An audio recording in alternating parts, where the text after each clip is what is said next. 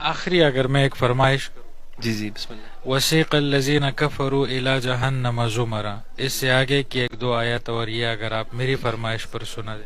वसीक़ अल्लज़ीना तक़ौ से कर लें तो वो ठीक है, ये अहले जहन्नम का जिक्र है। वसीक़ अल्लज़ीना कफ़रू तो वसीक़ अल्लज़ीना तक़ौ रब्बहुम यहाँ से कर लें। अऊज़ु बिल्लाहि मिनश शैतानिर रजीम, बिस्मिल्लाहिर रहमानिर रहीम। वसीक़ अल्लज़ीना तक़ौ रब्बहुम इलल जन्नति ज़ुमरा हत्ता इज़ा जाऊहा वफ़ुतिहत अबवाबुहा वक़ाल लहुम ख़ज़नतुहा सलामुन अलैकुम तिबतुम फदख़ुलूहा खालिदीन وقالوا الحمد لله الذي صدقنا وعده وأورثنا الأرض نتبوأ من الجنة حيث نشاء فنعم أجر العاملين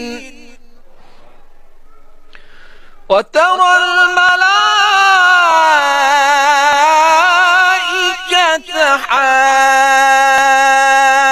حافين من حول العرش يسبحون بحمد ربهم وقضي بينهم بالحق وقيل الحمد لله رب العالمين صدق الله العظيم जज़ाक अल्लाह जज़ाक अल्लाह। أعوذ بالله من الشيطان الرجيم، بسم الله الرحمن الرحيم. كل نفس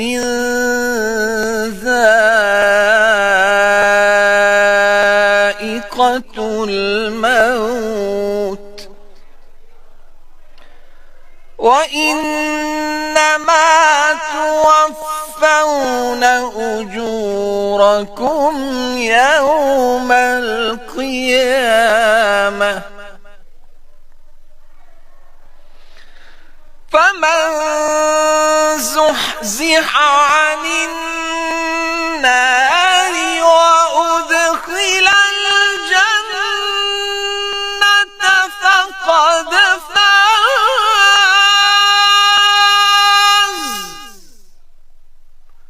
وما الحياة الدنيا إلا متاع الغرور. صدق الله العظيم.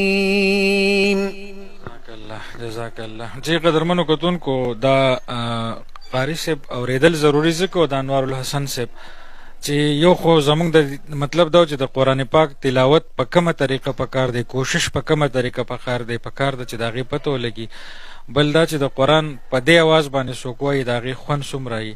نو امید لرم پروګرام به مو خوښ شوي. اجازت غواړم د الله په